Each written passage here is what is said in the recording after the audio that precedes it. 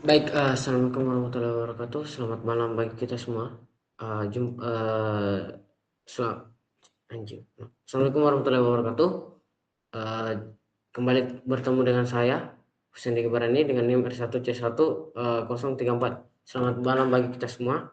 Di sini kita bertemu lagi dengan tugas paleontologi, di mana sekarang itu masuk kepada tugas individu keempat yang membahas tentang peran foraminifera sebagai penentu umur relatif batuan dan sebagai penentu lingkungan pengendapan. Nah, langsung saja. Secara definisi ada dua cakupan utama yaitu FAD dan LAD. Nah, FAD itu dalam bahasa Inggris adalah First Afternoon Datum atau disingkat FAD. Nah, sementara LAD adalah Last Afternoon Datum. Nah, FAD adalah suatu istilah geologi dan paleontologi yang menunjukkan momen pertama kali suatu spesies terdaftar dalam catatan geologi. Nah, FAD ini ditetapkan dengan menentukan fosil paling tua, ya, paling tua yang telah didefinisikan secara geologis sebagai bagian dari spesies tertentu.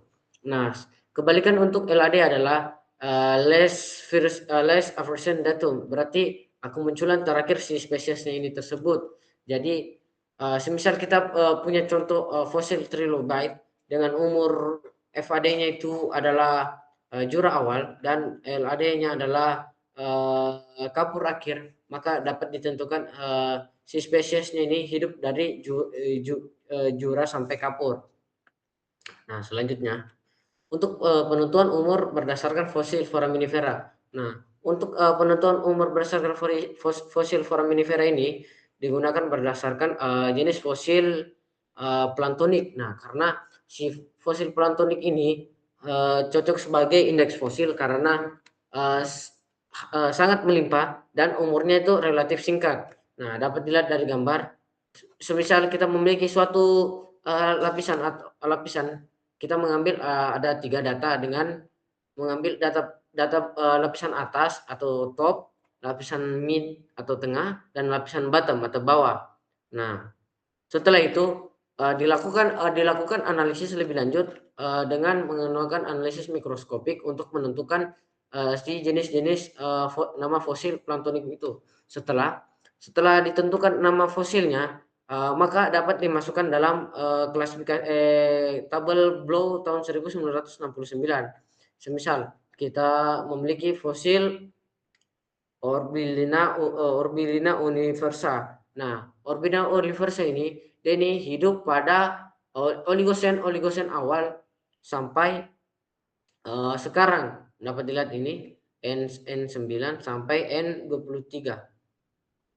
Untuk fosil-fosil lainnya itu sama. Selanjutnya itu pembagian biozon atau pembagian zona-zona biozon. Nah, yang pertama itu ada zona kisaran takson. Nah, zona kisaran takson ini di mana ketika kita memiliki suatu sumur dengan space jarak yang lumayan jauh, maka kita dapat melakukan korelasi atau penghubungan secara adanya kesamaan fosil. Nah, semisal kita dari kedua sumur ini kita memiliki satu jenis fosil yang sama, maka dapat dikategorikan dalam zona kisaran takson karena hanya memiliki satu taksa yang sama di garis waktu yang sama.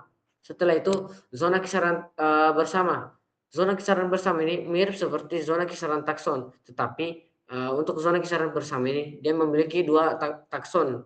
Contohnya di gambar ini adalah taksa A dan taksa B yang dikorelasikan. Setelah itu ada zona kumpulan dan zona zelang. Zona kumpulan ini semisal kita di kedua sumurnya ini kita memiliki lebih dari satu taksa dan si si taksanya ini dia ini memiliki batas-batas taksa atau lapisan-lapisan yang berbeda berdasarkan umur umur garis waktunya. Setelah itu ada zona silsilah. Nah, zona silsilah ini didefinisikan adalah suatu tubuh lapisan batuan yang mengandung bagian tertentu dari suatu evolusi garis keturunan atau evolutionary link grain. Nah, zona ini dapat diawali oleh seluruh kisaran dari garis keturunan suatu takson atau dapat juga hanya bagian dari kisaran suatu taksa yang terletak di bawah takson deskennya. Terus batas zonanya ini di bagian atas dan bagian bawah batas perubahan evolusi menjadi taksa lain atau membentuk takson baru. Nah, untuk penamaannya ini, zona ini dinamakan berdasarkan nama taksa yang merupakan dari bagian silsilah takson tertentu.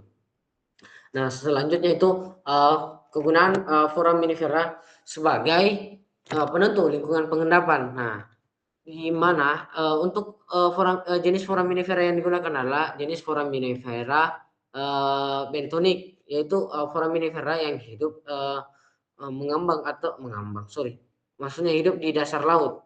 Nah, berdasarkan klasifikasi Tisworth, lingkungan pengendapannya ini dibagi menjadi 8, di mana ada darat, transisi, neritik dalam, neritik tengah, neritik luar, batial atas, batial bawah, dan abisal. Kenapa si foraminifera bentonik ini sangat cocok digunakan sebagai penentuan lingkungan hidup? Karena si bentonik ini sangat sensitif terhadap perubahan temperatur dan salinitas, di mana temperatur dan salinitas ini di setiap lingkungan yang saya sebutkan tadi memiliki tingkat yang berbeda-beda, sehingga si fosil bentoniknya ini pasti mewakili lingkungan di mana dia hidup. Dapat dilihat dari klasifikasi Tisworth ini, semisal contoh-contoh si fosilnya itu ada Amudix DSP, SPP, dan lain-lain, dapat dilihat dari gambar. Serta terdapat juga kedalaman dari setiap lingkungan hidupnya itu, di mana contohnya itu untuk neritik tengah, di mana dari 66 sampai 328 kaki atau setara dengan 20 sampai 100 meter, dapat dilihat dari gambar. Nah, selanjutnya itu untuk tahapan deskripsinya itu di mana dilakukan pengambilan sampel yang dari lapangan. Setelah kita mengambil sampel dari lapangan, kita melakukan preparasi sampel, di mana dimulai dari permukaan si sampelnya itu atau diubah menjadi material-material lebih kecil. Setelah itu dilakukan pengayakan atau disorting menggunakan mesh dengan ukuran-ukuran tertentu. Setelah itu dilakukan pemisahan material sedimen dengan fosilnya itu menggunakan suatu cairan H2O2 untuk memisahkan si material sedimen dan si fosil foraminiferanya ini. Setelah itu setelah dikeringkan dilakukan observasi menggunakan mikroskopik untuk melihat kamar-kamar atau morfologi dari si foraminiferanya ini. Setelah itu dilakukan deskripsi dari si sampelnya kita ini. Nah, contohnya itu dapat dilihat di sini. Nah, ini hasil dari sayatannya ini. Terus ini adalah bagian-bagiannya, dapat dilihat gambar. Nah, setelah itu dilakukan tahapan deskripsi, selanjutnya dilakukan analisis lebih lanjut untuk menentukan umur relatif dan lingkungan pengendapannya ini. Setelah sebelumnya dilakukan observasi dan ditentukan nama fosilnya ini, maka dapat diplotting pada klasifikasi tabel ada seperti yang ada di gambar.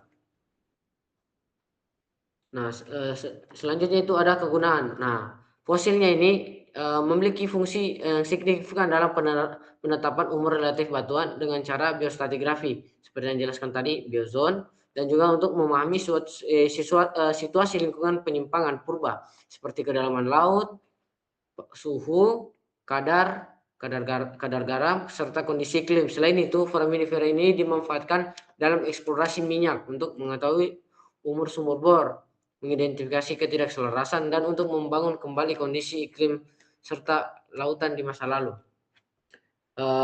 Itu saja yang dapat bisa saya sampaikan. Lebih dan kurangnya mohon dimaafkan. Wabillahi taufiq wal hidayah. Wassalamualaikum warahmatullahi wabarakatuh.